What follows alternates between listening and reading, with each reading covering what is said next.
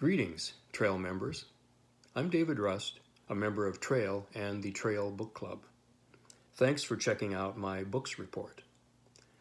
Our club began meeting in 2018 and has 14 members. The club is a first for me. There are varied preferences influencing book selection and invigorating our discussions. Sometimes the conversations are intense. They are always thought-provoking, revelatory, and often humorous. We read books some of us would never have chosen. In the process, we have gotten to know each other, and the club has become more than just a gathering of bookworms. We read 20 books.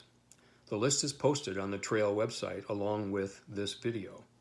Another book club is being formed, and a meeting is scheduled for May 18th. You can check out the details in the calendar on the Trail website. When I told club members, Trail asked me to recommend some books. They recommended more books. Those recommendations are included in the list I mentioned earlier. I selected 4 books to talk about, and here is a sorta-kinda cross-section of our reading. First, The Perfectionists: How Precision Engineers Created the Modern World. This book, by Simon Winchester, relates a history of measurement, beginning with John Wilkinson, who is called the father of precision, and his 1774 invention of a cannon boring machine, to the building of the Hadron Collider, the world's largest and most powerful particle accelerator. Thomas Jefferson has a cameo. This is a book I would not have grabbed while wandering around at Prairie Lights. I read it with pleasure. What is the difference between accuracy and precision? Why is precision important?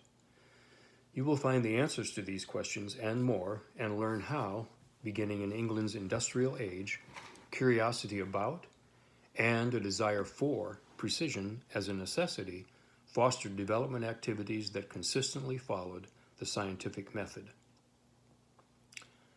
Next, Educated, a memoir by Tara Westover. This was a challenging read. Some club members stopped reading it because the book recounts details about the abuse the author and her siblings experienced in their isolated family. Tara writes eloquently about her life and her struggle to separate from her family. She was 17 the first time she sat down in a classroom. She is now a professor at Cambridge. Her narrative illuminates how difficult it can be to break away from your family and make your life successful even when you have experienced violence.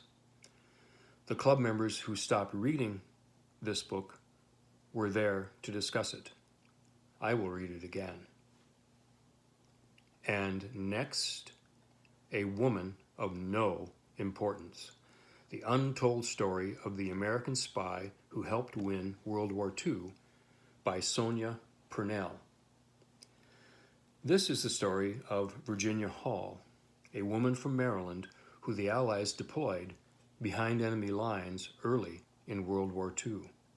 Her assignment? Simple. Establish spy networks throughout France. And she did it. Who knew? Why wasn't she the protagonist in one of the long list of World War II flicks I have seen in my movie-going life? Virginia was featured on wanted posters all over occupied France. Joy and I were planning a trip to France, now canceled. As I read this book, our see and do list expanded as a result. And finally, Out Stealing Horses by Per Pedersen. This is one of the best books I have ever read. My longtime friend Linda gave it to me 11 years back for my 62nd birthday. We share Norwegian ancestry. She loves the book, and so do I. We had a long 2-person book club discussion. Set in easternmost Norway, the story begins with an interaction between Trond, the protagonist, and his friend John. We were going out stealing horses. That was what he said, standing at the door to the cabin where I was spending the summer with my father. I was 15. It was 1948 and one of the first days of July. John has experienced a tragic event that will forever change their lives. John soon disappears. Now, at age 67, a widower for the second time, Trond has moved to an isolated cabin.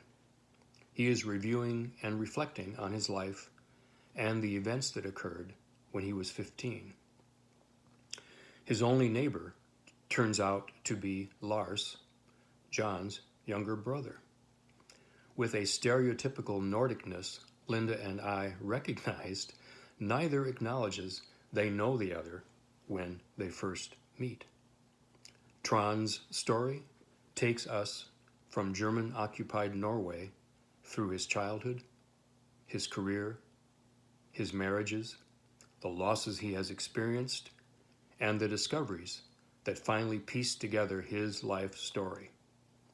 I have read this book 3 times and will likely read it again.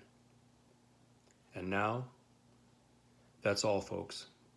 Thanks again, and read on.